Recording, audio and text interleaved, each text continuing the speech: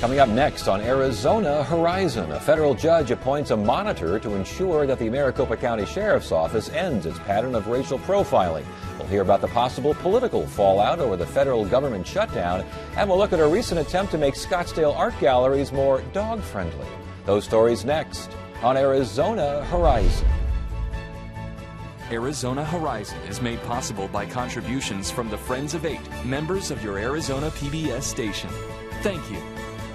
Good evening and welcome to Arizona Horizon. I'm Ted Simons. A federal judge this week appointed a monitor to oversee efforts by the Maricopa County Sheriff's Office to end what the court found as a pattern of racial profiling. Former U.S. Attorney for Arizona Paul Charlton is here to discuss the case. It's good to see you again. Thanks for having me, Ted. Your general thoughts now on the judge's ruling, especially as it pertains to the monitor, but in general as well. I think perhaps most striking, Ted, is that part of the order where Judge Snow yesterday told the Maricopa County Sheriff's Office that it is now required to provide police services consistent with the Constitution and the laws of the United States and the state of Arizona. The fact that a district court judge had to instruct the head of our law enforcement agency in this county of that fact and that obligation is in itself extraordinary. The rest of the order, as you say, is designed to implement that order, to make sure that everyone in this county receives equal protection under the law. Not only the order that you find extraordinary, but was it extraordinary to have these kinds of checks and balances on the order? It is. The Sheriff's Office is now going to be required, for example, to put cameras in every deputy's vehicle, to create a community advisory board, to collect more data, to provide objective information, and prove that the Sheriff's Office is in fact complying with the Constitution. And finally, as you pointed out, and maybe most significantly, the requirement that a monitor assure that the sheriff is in fact complying with the court's order. So how would the Sheriff's Office work with this monitor? The monitor, who is going to be selected hopefully by agreement between the ACLU and the Sheriff's Office, and if not, then by selection of the judge, will review the sheriff's activities, review the court's order, make sure that the sheriff is complying with every aspect of this 59-page order, and report to the judge quarterly to make sure that the judge knows exactly what the sheriff is doing. So the MCSO would have to give information to the monitor? Does the monitor request information? How do you make sure that compliance is happening? Both of those. The Sheriff's Office will be required to periodically provide information to the monitor and to the ACLU. The monitor will be required to provide information to the court indicating that the sheriff is or is not in compliance with the court's order. And then there are a series of time frames which the Sheriff's Office needs to comply with as well to ensure that they are following the court's order. Now, as far as this monitor is concerned, obviously the groups get together and decide on some folks and the judge agrees whether or not this is a good enough monitor or this work. Who should the monitor be? Law enforcement? Judicial? What is? There are actually people out there who are very qualified to hold this kind of position. Other monitors have been appointed throughout the country and at various times. I'm sure there are individuals with prior law enforcement experience, people who are respected in the law enforcement community and respected by the ACLU who could be appointed. As I say, the court order allows that the ACLU and the Sheriff's Office can come to agreement, but if they cannot, they are to submit qualified candidates to the judge, and the judge himself will decide who that individual will be. As far as the plaintiffs in the profiling case and them, it sounds like they're going to be involved here as well. That unusual? It is unusual to this degree. First, the Sheriff's Office is going to have a period of time to prove that they are in compliance with the court order. That is expected to be about a year. Then the Sheriff's Office must show that for the next 3 consecutive years they are complying with the Constitution and the court order, and the ACLU will be a part of that process every step of the way. That is unusual, and it is unusual that any law enforcement agency would fight in the way that this office, the Sheriff's Office, has fought to prohibit or to try to stop this kind of court order. What happens if this Sheriff's Office goes away? Does the order stay if there's a new sheriff in town in a couple of years, as opposed to the 3-year deadline? For whatever reason, we don't know what could happen here, but for whatever reason something changes, does the court order still stand? The court order still stands. The judge was very clear that this order applies to the Sheriff's Office, to this sheriff, and any succeeding sheriff for the period of time that this order is in place. Okay, we got audio videotape of traffic stops. We got 24-hour notification of planned immigration activities. Again, unusual? It is unusual, and it's not only unusual because these are private plaintiffs who are involved in this lawsuit, but we have to remember, Ted, that the Department of Justice is in line with a very similar lawsuit before the very same judge against the very same law enforcement agency, our Sheriff's Office, to try to seek a broader scope of remedies, to prohibit a broader scope of alleged civil rights abuses, but really very similar in that the Department of Justice alleges that the sheriff is violating the civil rights of individuals within this county. How much duplication happens between these two suits? I mean, what happens if we don't know if the Sheriff's Department is going to appeal this. Any indications? There is some indication that the Sheriff's Office is going to appeal this, and we should keep in mind that the Sheriff's Office has expended a great deal of resources in defending this case. We, the taxpayers, paid for the Sheriff's lawyers in this 6+ year lawsuit, and the court ordered yesterday, Ted, that we, the taxpayers, must now pay the plaintiff's lawyers. So we can expect as taxpayers to pay a 7-figure number, approximately, for these lawyers to continue in this litigation.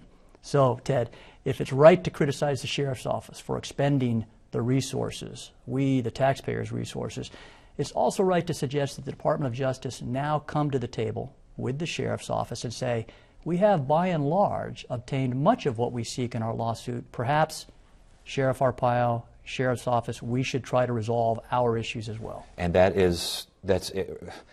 But if the Sheriff's Office appeals, you don't know how far it's going to go, and the attorney's fees will be out there anyway. I mean, it seems as though this has to, 6 years, this has to end soon. It would be wise, and most law enforcement officers and agencies do seek a remedy short of trial. The Department of Public Safety, for example, Ted, years ago, had a suit brought against it by the ACLU, seeking to stop them from what was a perceived injustice, and that they believed, the ACLU, that the DPS was stopping people based on race. DPS said, let's come to an agreement. So they came to a consent agreement, they had an advisory board, and they provide the ACLU and the public with data to show that, in fact, they are not stopping people based on race or ethnicity. That could have been the same paradigm here. The Sheriff's Office took a different track, and we, the taxpayers, are paying because of that. With that in mind, what happens? There's a lot of requirements here as far as this court order is concerned with monitors and oversight and the whole 9 yards. What happens if the Sheriff's Department just says, okay, we'll do it, but they don't do it?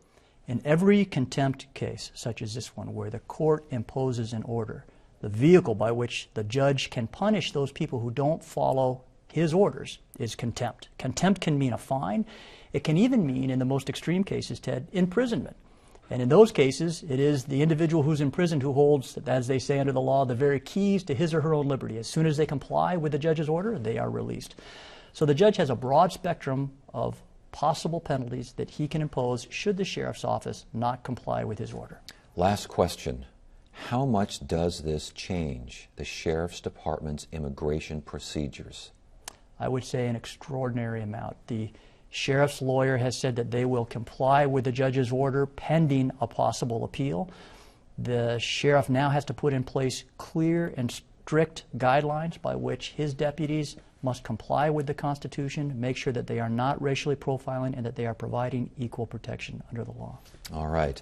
It's fascinating stuff, and I got a funny feeling that, I don't have a funny feeling at all. We've been covering this story for so long, it just seems like it goes on forever. We'll see about the appeals process, but it's great to have you on to help explain this particular ruling. Good to see you. Thanks for joining us. Nice to see you, Ted. Thank you.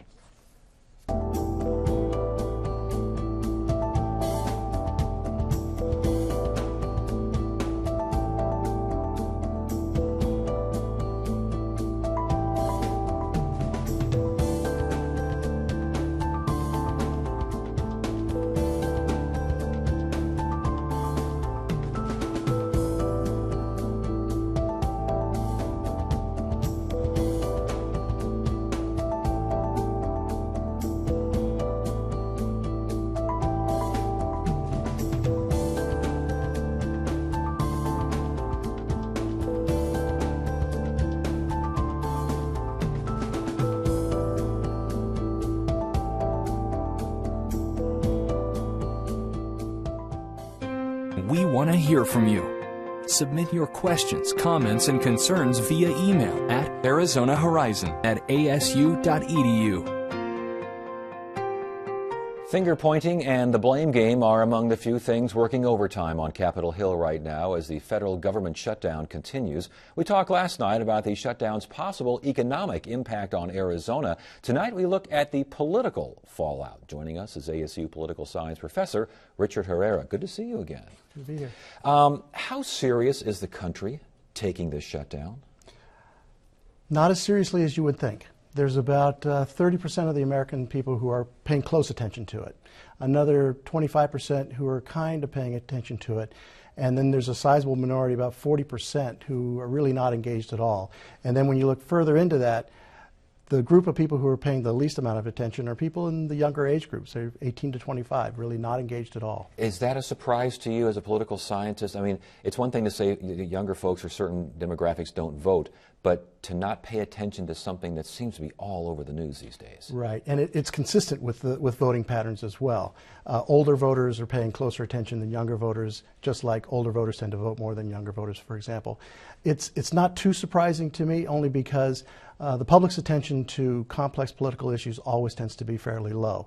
And if we compare it back to, say, the last time we had a situation like this, it's pretty consistent. Not as many Americans as you might think are paying close attention. I want to get back to that 1995 shutdown in a second here, but before we do, does the public seem in general to know what both sides want? Yes and no, depending on which fight you're talking about. If you're talking about the government shutdown, it's unclear to a lot of voters what Republicans are really after. That is, what would satisfy them in terms of making a deal. On the other hand, looking at the president and the Senate, it's a bit unclear as to why the president is being portrayed as not negotiating. What is there to actually negotiate about? That's about the government shutdown. In another week, we've got the debt ceiling debate. That's a much more complicated story for Americans to try to understand. It's much more complicated, but the ramifications are far more serious. Right. Maybe not far more serious, but certainly more serious in the short term. Is that resonating with the public? Not yet. And in the same way, last time it came up, it doesn't really start to resonate until you get very, very close to the deadline, and then you get numbers like we're getting now, 35 to 50% of people paying close attention to it. Yeah, let's talk more about numbers here. Who's getting the most blame? Depending on the poll you look at, you get different numbers. The most recent poll that I've seen shows that both parties are getting some blame. And in fact, it's very close. While conventional wisdom would suggest Republicans in the House would be getting the most blame, they're getting some, but they're not necessarily getting all of it. And most Americans are not saying that Republicans are necessarily wrong, and they're not saying that the president is necessarily wrong, which suggests that there is a little bit of confusion and an unwillingness to sort of take sides. Well, would that be a case then? The longer this drags out, the more the public is aware, the more the public learns, the firmer the opinions are. Yes, that would be the case. And in fact, as that tends to happen, at least if we compare it to historical cases, then it begins to look like Congress is more to blame than the president. So, but then again, it doesn't sound like Congress is in any hurry right now to do something about this. Certainly internal polling would suggest to them you can only go so long before 1995 happens again and talk about the fallout from that shutdown. Right, and the fallout from that shutdown is actually less conclusive than we think. Conventional wisdom is Republicans suffered terribly as a result of the shutdown, and they did suffer in some ways. But if we look at some historical facts regarding that situation, the president, for example, President Clinton at the time, his approval ratings were fairly high, much higher than President Obama's at the time, and they were on an upward trajectory before, and they continued that way. The Congress was also not very well regarded at the time, and they continued that way, but they didn't necessarily take a huge dip. And in fact, in the following election, the big news was that in 1996, President Clinton won re-election comfortably. A lot of factors went into that. It's unclear whether the shutdown had anything to do with that. And in fact, Republicans did not fare poorly in those elections. I think they actually gained some seats. So it's unclear that they actually suffered as badly as conventional wisdom would suggest. If we fast forward to today, the dynamics in the House of Representatives are quite interesting because in many cases, the Republicans who are calling the most to stand their ground and stay principled are insulated from any electoral ramifications. That is, there's no consequence to them for shutting down the government electorally, and that's the primary motivation for most members of Congress, is to get reelected. So if there's no electoral consequences for them, they tend not to be listening to any voices that say we have to be reasonable or we have to make a deal. There are some situations where you have members of Congress, particularly Republicans, who are in less safe seats. They tend to be the ones who are more likely, and the ones in some cases who have come forward and said, I'm willing to vote for a clean continuing resolution that would fund the government. The other factor that comes into play are those members of Congress, those Republicans, who are in congressional districts where they have a higher percentage of federal workers as a share of the employees in that district, because of course they're the ones who are furloughed. They're starting to hear from those constituents, and they constitute quite a few of the 19 right now Republicans who've come forward and said we would vote to fund the government. With that in mind, can the GOP, House GOP, can they back down? Can the Senate, Democratic Senate, back down or be perceived as backing doywn? How does the public everyone said we all want compromise. We all want to see people working together, but is it going to be a sign of weakness if one side backs down?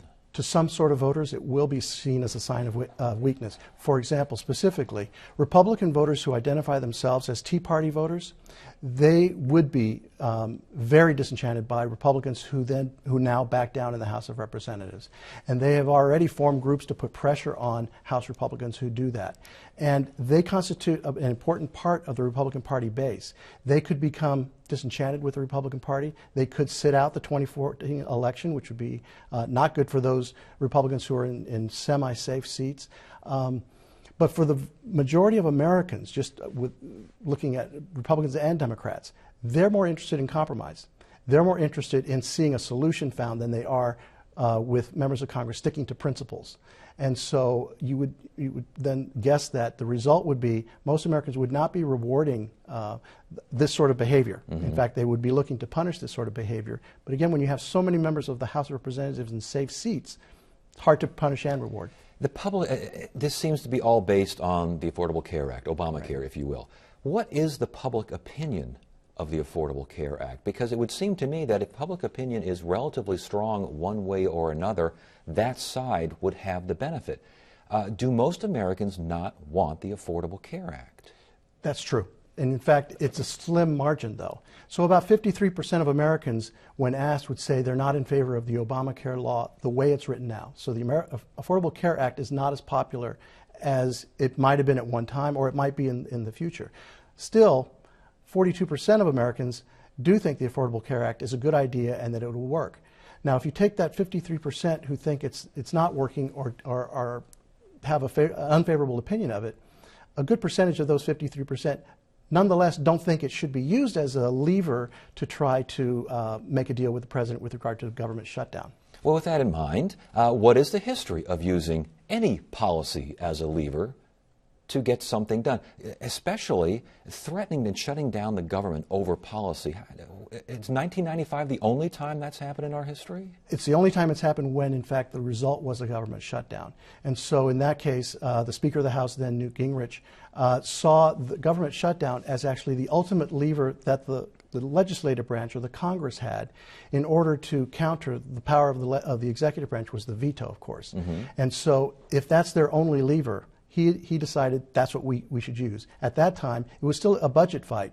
It was a slightly different circumstances, but they were fighting over a balanced budget right, proposal. And both sides had agreed that, okay, we'll have a gradual move towards a balanced budget. But the situation was quite different insofar as Congress had already appropriated funds for 3 departments, and so it wasn't as if the government shutdown at the time was as complete. And it was at the time.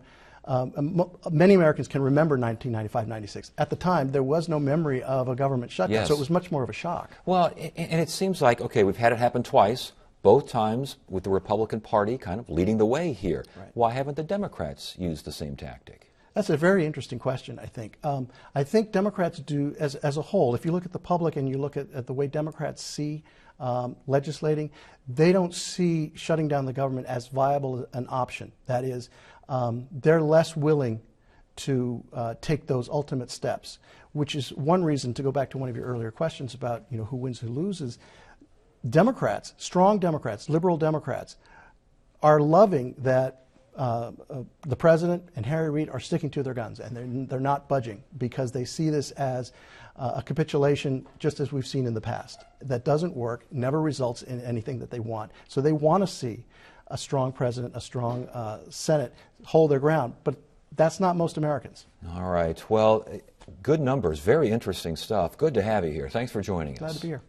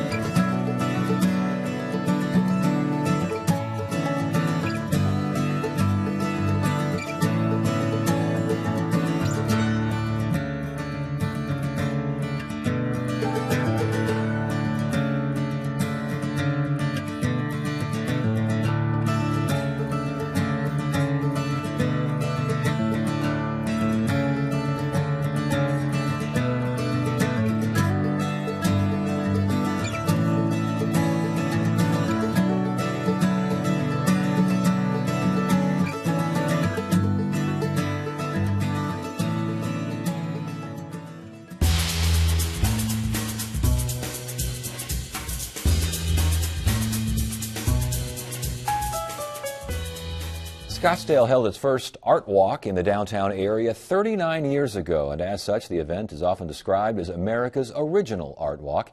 Indeed, most every week you can find people strolling along Main Street and Marshall Way enjoying the galleries. But some extra feet hit the pavement this past summer.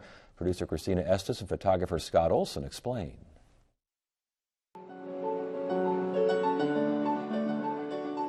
Calvin Charles Gallery is a mix of contemporary and Asian. And a mix of human and canine. We love dogs. That's why the galleries on Marshall Way designated 4 nights for their four-legged friends. Normally for August, this time of year is very quiet. Now that the galleries have come together and celebrate and have this art walk, a special art walk the dog, we've noticed a lot more traffic, a lot more excitement on the street. Inside the Bezalel Gallery, we're really trying to reach out and sort of break that stereotype that everything is so pretentious down here in Scottsdale. It's kind of tough being snooty when a dog's licking your face. Thank you for kisses. She likes to kiss me a lot. Thanks to Jerry Schenker's group Rescue Paws, new puppies are sharing space with new artists.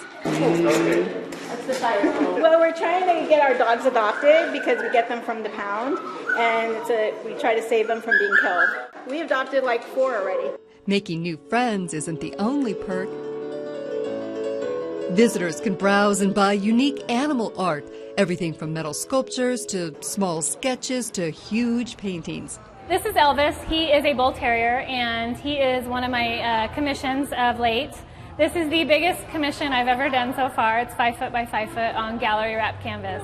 Quite a leap from April Holland's early artwork, drawing cats and dogs at the age of 4. My first memory as a child was a box of puppies, and I picked out our dog, and she lived to be 21 years old. And she was really more like a family member than a dog. Before the first brushstroke, April likes to meet her subjects. He's a very people-friendly dog, and that's pretty much, the inspiration for this piece. He's just walking up to you, and he's just like, please, stop, hang out with me for a while. She says the key to painting pets is the same as painting people. Their eyes are the windows to their soul, and if I can get their eyes and I can get that sparkle in their eyes, then I've got their dog. And I've never once had a complaint about that. They can always see their dog come through, and I think if you can capture the eyes, you've got the dog. I mean, it doesn't matter what I do with the rest of it. The eyes really are what speak to you. Art Walk the Dog doesn't just get locals into galleries, it also gets tourists talking. It's an artsy town. I figured that's just what you guys did. After visiting the Grand Canyon, Mike Wilhoit and his wife headed to Scottsdale with friends. Oh, there's some great stuff. We lost our wives in one of the galleries for about 30 minutes as we sat and watched the dogs walk by. They can watch again in April when the Scottsdale Gallery Association hosts its first Bon Appetit Art Walk with special treats for Fido and friends.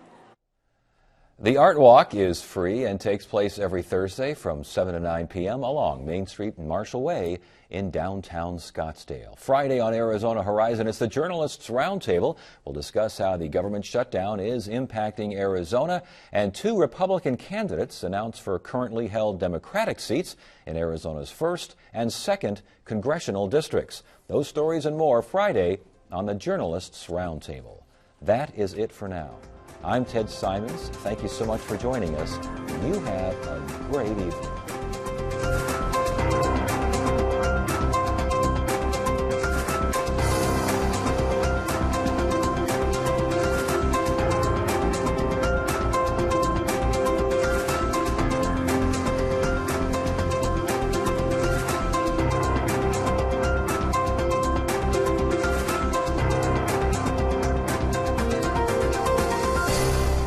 Arizona Horizon is made possible by contributions from the Friends of 8, members of your Arizona PBS station.